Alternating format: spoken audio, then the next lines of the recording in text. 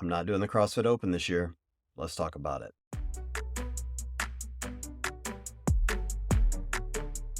Hey, before we get started, do me a favor, hit that subscribe button as well as the notification bell. That way you don't miss any of the content coming out here in the coming weeks. So this year, there's been a lot to debate around the CrossFit Open and the CrossFit game season, and that's to be expected. It happens every single year. But this year we had the devastating event at the CrossFit Games that honestly made a lot of us feel like the season was at risk and created a loss of trust amongst athletes in the community. I think a lot of people within the community have wanted to take a step back just to see what CrossFit was going to do next before they made any decisions for this year's CrossFit season. Now, over the last couple of weeks, CrossFit's been coming forth and telling us what's coming up next with changes to the Open, changes to the games, and giving us an idea of what that looks like. And one of the big changes CrossFit has made this year is they're replacing quarterfinals with the Community Cup. And what that's going to do is give those that want to compete an extra layer of competition and community involvement, which I think is going to be really fun and can create a sense of excitement in the affiliates. Now that we at least have a sense of what to expect, how do you make this decision to compete or not compete?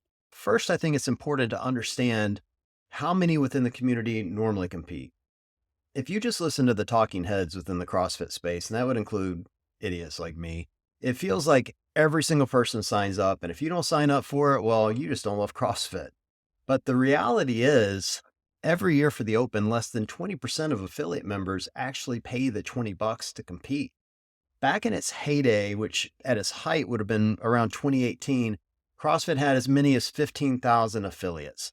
And in that same year, they had an excess of over 400,000 participants in the CrossFit Open worldwide. Now, if you just assumed an average gym size of 167 members, and I know that sounds really specific, but I pulled that off the CrossFit website, then you would have a little more than around 2.5 million CrossFitters worldwide. That 400,000 that were enrolled represents 16% of the total affiliate network.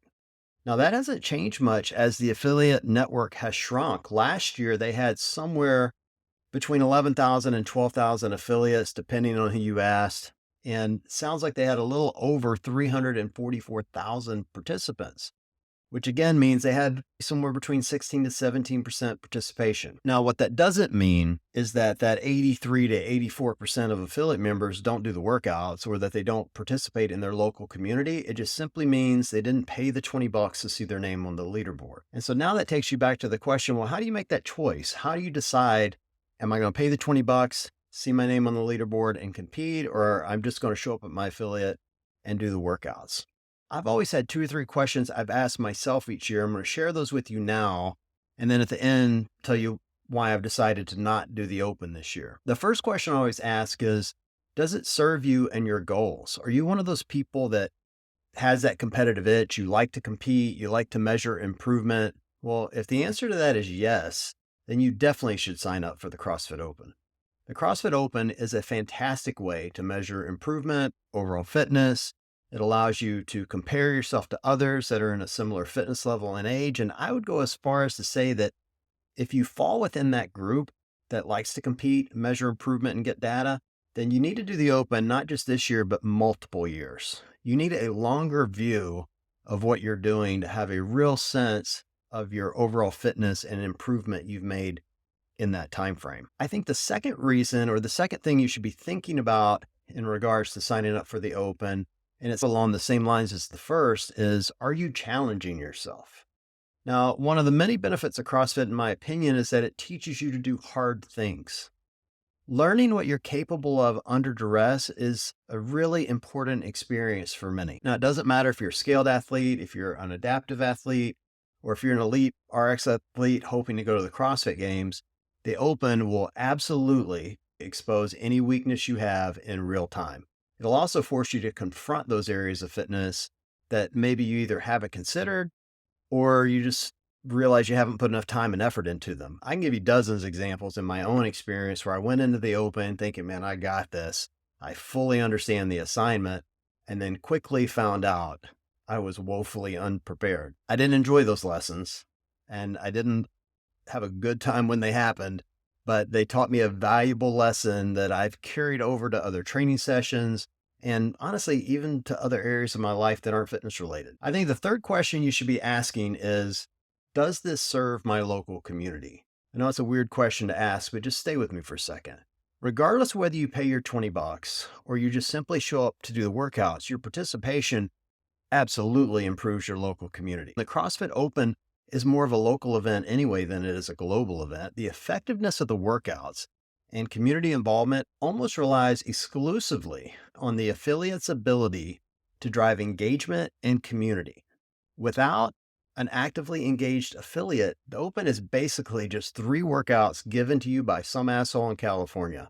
Now, I believe that the number of enrollments and competitors this year will rely less on open announcements, challenging workouts, some of the marketing we've seen in years past, and more on the engagement of affiliate owners to drive participation. Because it sounds like this year CrossFit's going to be rewarding affiliates for participation. And so it should be interesting to see how that shakes out, if it'll get them that lift out of that 16 percentile they've been in and maybe up into the 20s. And then finally, this is the least of the reasons, in my opinion, but I think it's important to many, and especially this year. The question that some will be asking is, do I still want to support the brand? If those first 3 points I made to you around competition and community aren't important to you, then this is going to be your sole decision around whether you do the Open and your support of the brand. And it really makes me wonder, is CrossFit providing an experience that's worth the 20 bucks? The Open is a competitive experience, no different than High Rocks, no different than your local 5K, and no different than maybe a local CrossFit competition. You're paying for an experience. If you don't enjoy the experience you're paying for, then don't sign up for it. It's really that simple. It's capitalism 101. I believe that often the best feedback you can give a company when you don't believe in their direction or you don't like their products and services is to simply not pay for them. If CrossFit wants more people to sign up, if they want to grow the Open, then they're going to have to be challenged to provide an experience that people are willing to pay for. Now, for the record, I think they're going to this year. Just based off the little information they've given us, it sounds like they've kept the affiliate experience top of mind.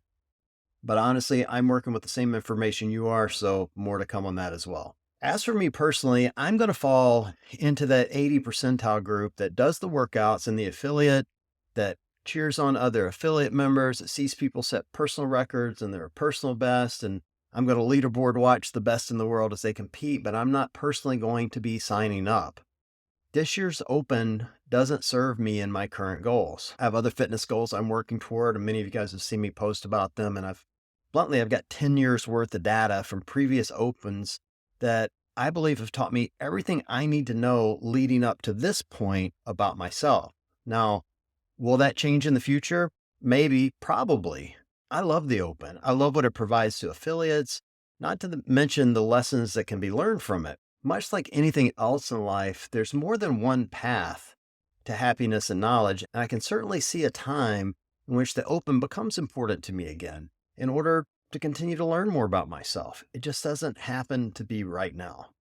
With that said, if you decide to sign up and pay your 20 bucks and compete, or if you want to sit this one out, I want to encourage all of you to do this. Go show up for Friday Night Lights. Cheer on your peers, cheer on your friends, celebrate those giving their all and working hard, high five people, but most importantly above all else, have fun.